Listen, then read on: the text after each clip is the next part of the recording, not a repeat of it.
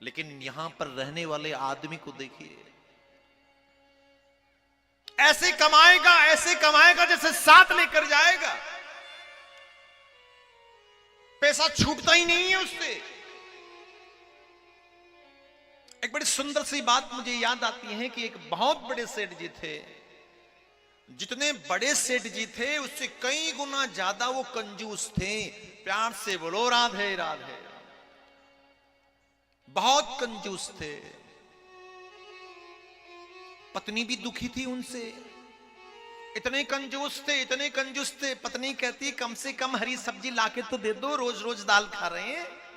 बोले नहीं, दाल खाओ, दाल में प्रोटीन होता है, सेहत के लिए अच्छा रहता है। अरे बोले कितना प्रोटीन खाएं, हरी सब्जी भी खिला दीजिए, कैल्शियम नहीं है शरीर में, घुटने दर्द हो रहे हैं हमारे। लेकिन नहीं, सब्जी लाके नहीं देता, बच्चों को कपड़े नहीं दिलाता, निपट कंजूस था। और तो और उसके पिताजी ने उसका नाम ऊपर से दानचंद रख दिया। प्यार से बोलो राधे राधे। नाम दानचंद है लेकिन काम सारे उसके कंजूस के हैं। बूढ़ा हो गया,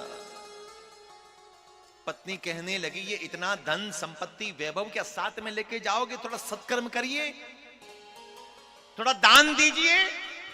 बोले हाँ हाँ देंगे ना, जरूर देंगे, लेकिन देता नहीं था।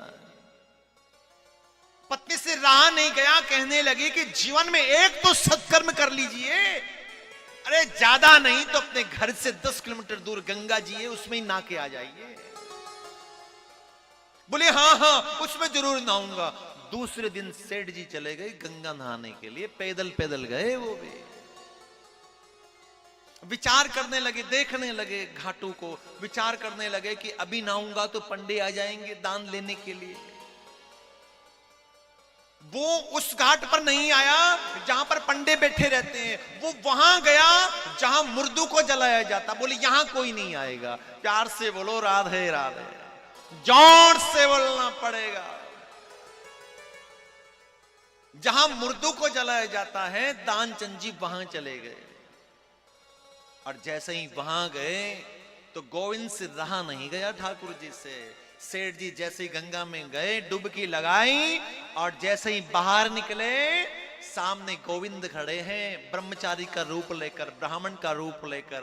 भगवान कहने लगे यजमान की जय हो, धन्य हो गए हम, आपके जैसे यजमान का मिलना सौभाग्य की बात है।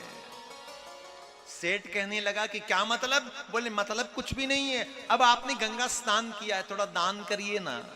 बोले नहीं हमारे पास कुछ है नहीं। बोले 100 रुपए दे दीजिए। बोले हमारे पास नहीं है। 50 दे दीजिए। बोले हमारे पास वो भी नहीं है। अरे बोले 10 रुपए तो दे दीजिए। अब बोले वो भी नहीं है। अच्छा एक चाय के पैसे दीजिए। बोले हमारे पास वो भी नहीं है। 1 रुपया तो लेके ही छोड़ेंगे आपसे, मना मत करना, दिल टूट जाएगा हमारा। प्यार से बोलो राधे राधे। बोले हमारे पास नहीं है। बोले कोई बात नहीं, आप संकल्प पढ़ लीजिए, आते रहेंगे पैसे, कहीं जा रहे हैं क्या? सेठ ने विचार किया कि इसको थोड़ा ही पता मेरा घर कहां पे है। संकल्प पढ़ लिया और घर आकर सो गया। सेठ जी घर आकर आराम से सो रहे हैं।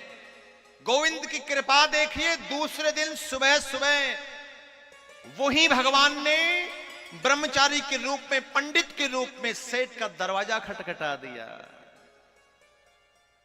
पत्नी ने दरवाजा खोला, भगवान कहने लगे यजमान की जय हो, हमारे यजमान कहां हैं? वो गंगा स्नान के लिए कल आए थे, उन्होंने दान बोला है, हमें उनसे दान लेना है। पत्नी दौड़ी दौड़ी गई घर के अंदर, कहने लगी कल आप गंगा जी गए थे? बोले हाँ। वहां किसको वचन देके आ गए दान का? वो आ गए पंडित जी यहाँ पर। सेठ घबरा गया, हे भगवान वो यहाँ पे आ गया? बोले हाँ आ तो गया। बोले अब क्या करिए? तो दान लेके मानेगा। सुनो सुनो, तुम ऐसा करना, उसको कहना कि सेठ जी की तबीयत खराब है। पत्नी गई, कहने लगी कि सुनो ना, उनकी तो आज तबीयत थोड़ी ज्यादा खराब है, वो विश्राम कर रहे हैं, रेस्ट में है, बेड रेस्ट है। भगवान कहने लगे अच्छा हमारे यजमान की तबीयत खराब है, तब तो हमारा मिलना बहुत जरूरी है, हमें मिलाइए ना। पत्नी दौड़ी दौड़ी गई, कहने लगी सुनो वो तो मान ही नहीं रहे, वो तो कह रहे हैं कि मैं मिलके रहूंगा। सुनो तुम एक काम करो, उसको कह दो कि वो तो मर गए।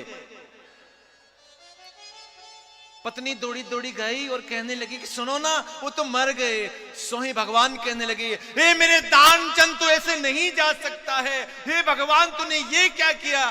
दानचंद जी मर गए, दानचंद जी मर गए। पत्नी कहने लगी, सुनो, वो मरे नहीं है, वो मरे नहीं है। अरे यही तो तुम्हारा वहम है देवी, दानचंद हमें छोड़ के चला गया। कितना अच्छा सेठ था, सेठ चला गया।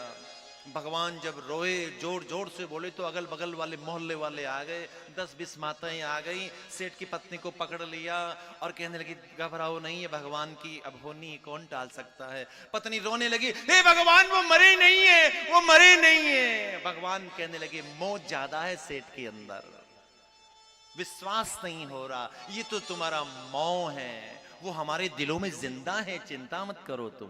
प्यार से बोलो राधे राधे।